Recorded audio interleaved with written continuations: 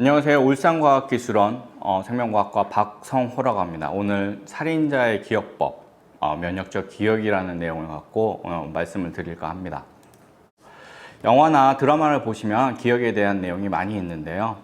보통은 기억을 잃어버린다거나 아니면 잘못된 기억을 갖고 있다거나, 그래서 이제 그 결과가 보통은 나쁘게 나타나죠. 그래서 자기 자신을 잃어버린다거나 아니면은 나의 소중한 사람을 기억을 못 한다거나 아니면은 나를 위협하는 사람들을 모른다거나 이런 다양한 문제가 나타나고요. 이런 기억이라는 것은 결국 다양한 기능들이 있겠습니다만 나 자신과 나를 둘러싼 사람들의 관계 정리에 상당히 중요한 내용이라고 할 수가 있겠습니다. 이 면역 시스템, 오늘 제가 말씀드리는 이 면역 세포들도 이런 기억이라는 걸 가질 수가 있는데요. 이 기억을 가장 잘 활용한 게 백신이라는 것입니다. 그래갖고 코비드 백신에 대한 예로서 첫 번째 저희가 이제 백신으로서 저희 면역 세포에 대한 이제 기억을 주입시키고요.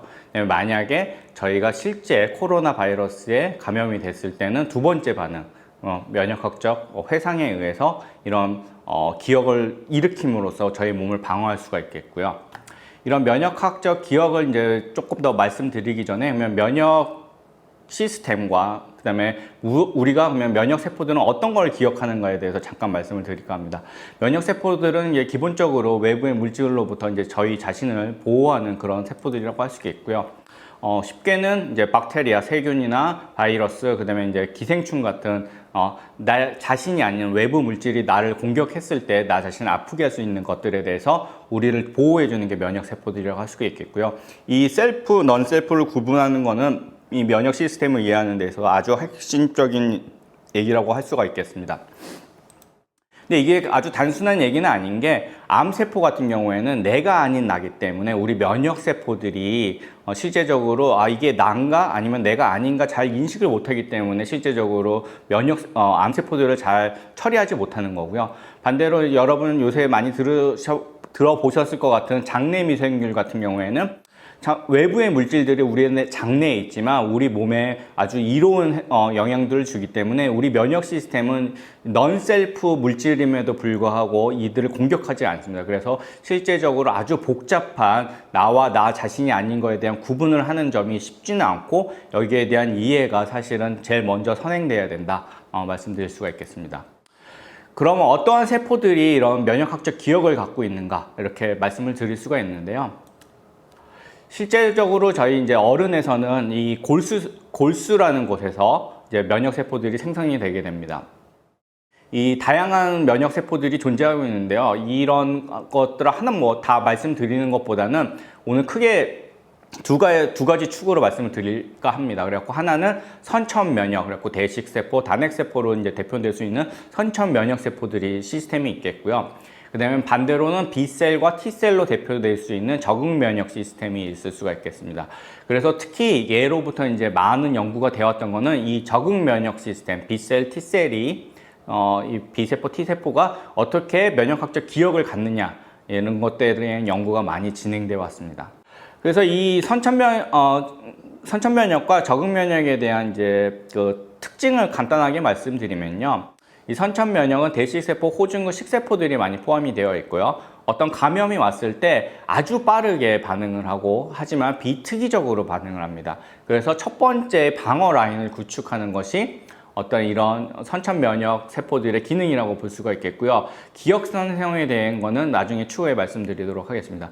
반대로 적응 면역 시스템 같은 경우에는 B셀과 T셀로 대표되는데요. 어떤 감염이 일어났을 때 실제적으로 이 B셀과 T셀이 T세포가 활성화되는 데는 좀 시간이 많이 걸립니다. 그럼에도 불구하고 아주 반응 자체는 특이적으로 일어나고요. 그다음에 오늘 드릴 말씀인 어떤 면역학적 기억을 잘 생성을 해서 추후 감염에도 잘 반응할 수 있는 그런 면역 시스템이라고 할 수가 있겠습니다. 이 그림은 이제 어떻게 T세포가 면역학적 기억을 갖는가에 대한 이제 그림을 표현한 것인데요. 첫 번째 칸을 보시면 이제 비접촉 T세포라고 쓰여 있는데요. 이 이제 비접촉 T세포들이 이제 저희 몸을 돌아다닙니다. 그랬을 때 이제 바이러스에 저희가 만약에 감염이 됐다고 하면 이런 항원 인식 세포라는 것이 이 바이러스의 항원을 T세포에 전달을 해줍니다. 그러면 이 T세포가 이 바이러스 항원을 인식하고 그에 따라서 이 바이러스를 없애기 위해서 이 T세포를 증식을 하고 그 다음에 활성화시켜갖고 이 바이러스를 그 B세포와 같이 이제 없애주게 됩니다. 그래서 만약에 이 바이러스가 많이 사라지면은 이 많이 증식된 T세포나 B세포는 필요 없기 때문에 이제 수그러들고요, 다시. 하지만 이게 전부 없어지는 게 아니고요. 이걸 경험했던 세포들이 기억 T세포, 기억 B세포로 남아서 이 생체 내에 존재하게 됩니다. 그래서 이거를 면역학적 기억이 생겼다고 할 수가 있겠고요. 이 면역학적 기억이 생겼는지를 어떻게 알 수 있냐면 두 번째 감염이 되면 됩니다. 이게 두 번째 감염이 되면 이 똑같은 바이러스 항원에 만약에 노출이 된다면 이 기억 T세포는 첫 번째 반응과는 달리 좀 더 아주 강하고 빠른 시간 내에 증식을 하고 활성화가 돼서 이 똑같은 바이러스에 대한 대응성이 훨씬 더 증진되는 것을 확인할 수가 있겠고요. 만약에 이게 다른 바이러스라고 하면 이런 반응은 일어나지 않습니다. 그래서 어떤 특정 바이러스, 특정 그 감염에 대한 어떤 기억이 이런 이유에서 필요하다고 말씀드릴 수가 있겠습니다. 그럼 이런 기억 T세포, 기억 B세포들이 어떻게 이제 생성될 수 있을까에 대해서 이제 말씀을 드려야 되는데요. 그러기 전에는 이제 후성 유전학, 에피제네틱이라는 것에 대해서 간단하게 말씀드리겠습니다. 에피제네틱은 이제 이런 둘러싼 어떤 이런 뜻이고요. 그 다음에 제네틱은 일반적으로 DNA 유전 정보를 말합니다. 그래서 DNA 유전 정보를 둘러싼 어떤 조절들을 에피제네틱이라고 후성 유전학이라고 말씀드릴 수가 있겠고요. 여기 그림에서 보시는 것과 같이 이제 DNA 자체를 둘러싸고 있는 이 히스톤이나 이런 다양한 어떤 환경들을 이제 저희가 이제 후성 유전학적 환경이라고 하고요. 이러한 그런 후성 유전학적 조절은 어떤 DNA 정보를 건드리지 않고 안정적이고 오래 지속될 수 있는 그런 특징을 갖고 있어서 저희가 이제 면역학적 기억이라는 기작을 설명할 때 좀 더 적용을 할 수 있는 그런 메커니즘이라고 할 수가 있겠습니다. 그래서 앞서 보여드린 그림을 다시 후성 유전학적 기작으로 다시 설명을 드리면 이런 그 미접촉 T세포가 있었을 때 여기 염색질 풍경이 빨간색으로 되어 있다는 것은 이게 그 저해되어 있다는, 억제되어 있다는 뜻입니다. 근데 이제 첫 번째 바이러스 항원을 만나서 활성화가 되면 이런 사이토카인을 분비하고 이 염색질 풍경이 좀 더 활성화가 됩니다. 그래서 이게 유지가 되죠. 그래서 특이적 항원 인식을 한 후 후성학적 유전 조절이 이루어지고요. 이런 기억 세포들에서는 이런 이 후성학적 염색질 환경들이 그대로 유지가 됩니다. 그래서 좀 더 활성화되어 있는 상태. 그래서 비접촉 T세포와 비교하면은 이거는 억제되어 있는 상태, 여기는 활성되어 있는 상태라고 간단하게 말씀드릴 수가 있겠고요. 두 번째, 만약에 똑같은 바이러스 항원이 들어왔을 때 똑같은 강도의 자극이 오더라도 이 염색질이 좀 더 활성화되어 있기 때문에 이 기억 T세포는 좀 더 많은 사이토카인과 많은 증식을 가질 수 있는 그런 강한 면역 반응을 일으킬 수 있는 그런 기작을 보일 수가 있게 됩니다. 그리고 이제 그 다음으로는 면역 관용과 면역 기억, 조금 복잡한 얘기를 하려고 그러는데요. 앞서 말씀드렸듯이 면역 세포가 이제 중요한 게 셀프, 넌셀프를 기억을 해야 된다고 말씀드렸잖아요. 그러면 반대로 내 자신을 공격하는 면역 세포들은 없는가? 그런 세포들이 있으면 어떡하지? 이런 생각을 할 수가 있잖아요. 근데 이제 저희 몸은 다행히도 저희가 이제 예를 들어서 T세포나 B세포를 만들 때, 생성할 때 실제적으로 이제 이 셀프에 반응하는 세포들을 미리미리 없앱니다.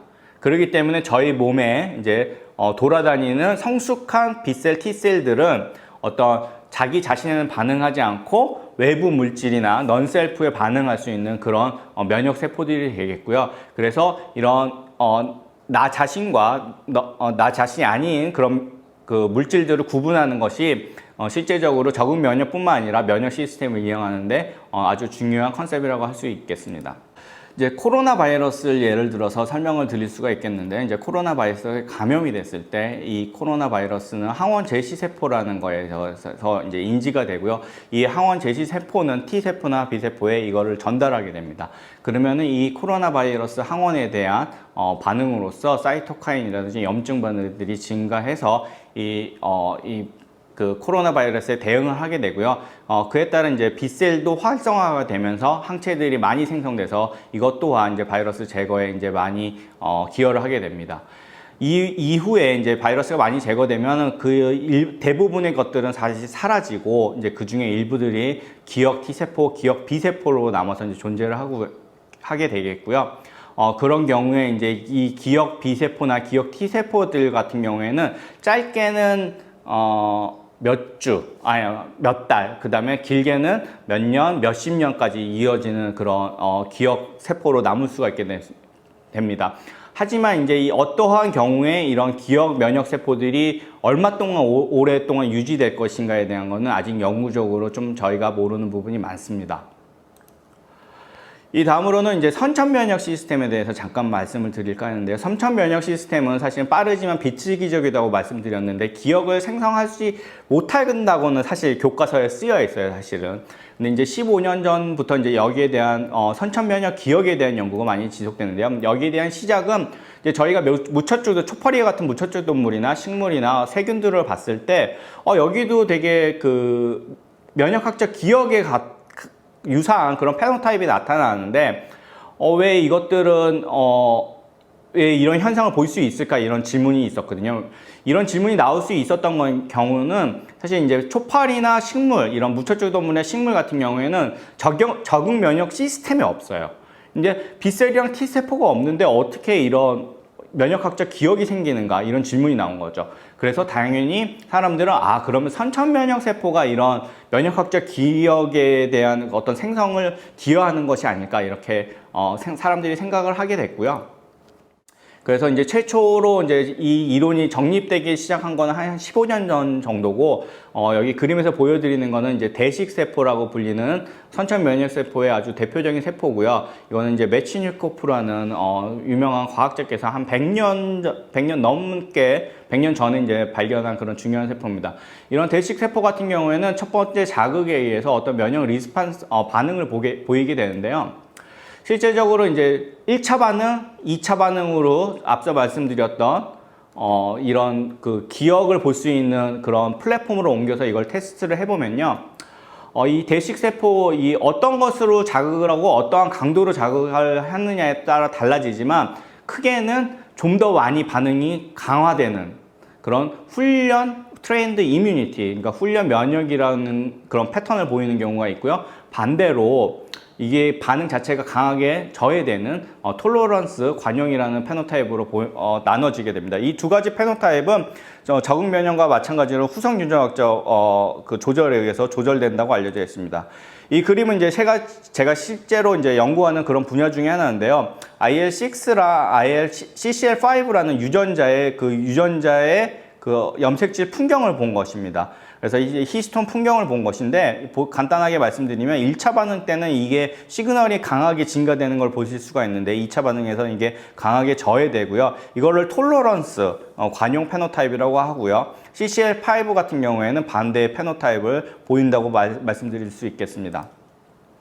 그래서 이제 서머리를 하면은 적응 면역 기억은 저기 보여드리는 것 같이 이제 이런 수배지와 같이 이 범죄자 하나들을 다 기억할 수 있는 그런 시스템이라고 볼 수가 있겠습니다. 그래서 이 기억 T세포, 기억 B세포들 같은 경우에는 이런 하나하나 바이러스 항원들을 인식할 수 있기 때문에 이것들을 아주 특이적으로 인식을 해서 아주 오랫동안 그 면역 시스템을 유지할 수가 있겠고요. 반대로 이 선천 면역 시스템 같은 경우에는 어떤 경계 레벨 상태를 많이 변화시킨다고 볼 수가 있어서 아니면 평온한 상태나 아니면 아주 경계하는 상태 이런 식으로 경계 레벨을 유지를 해서 비특이적 반응이지만 특정 상황이 일어났을 때 좀 더 빠르게 반응할 수 있는 이런 기작을 가져올 수가 있겠고요. 이 두 개의 기억 시스템 모두 이제 저희 몸을 지키는데 아주 중요하고 이 두 개의 시스템 모두 후성 유전학적 조절에 의해서 조절된다고 말씀드릴 수가 있겠습니다. 그래서 마지막으로 면역세포가 이제 어떤 식으로 이 면역학적 기억이 좋은 것만 있냐 이렇게 얘기를 할 수가 있는데요. 사실 백신 연구 같은 걸 생각을 하면 이 면역 기억은 아주 좋게 작용을 할 수가 있겠습니다.